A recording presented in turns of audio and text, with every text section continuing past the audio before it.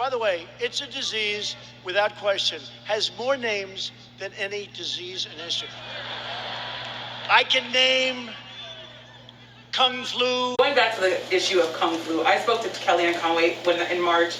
She said that it was highly offensive and wrong to use that term.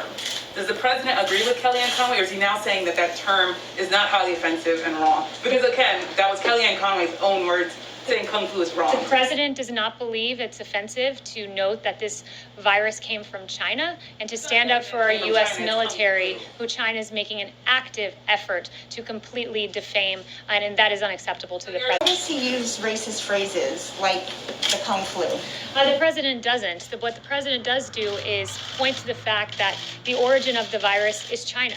It's a fair thing to point out as China tries to ridiculously rewrite history, ridiculously blame the coronavirus on American soldiers. This is what China's trying to do. And when President Trump is saying, no, China, I will label this virus for its place of origin.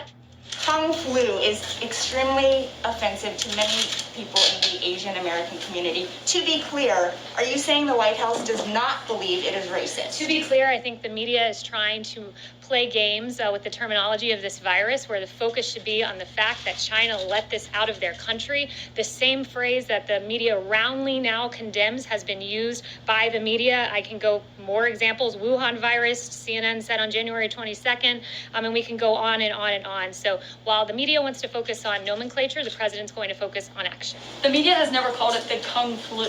Calling it the Chinese coronavirus and calling it the Kung Flu are very different things. The media and your network specifically. CNN called it the Kung Flu. The media and your network specifically have repeatedly used the term China virus and Wuhan virus, and then gone on to deride the president as somehow using a term that they themselves have never used. So we can go through CNN's history.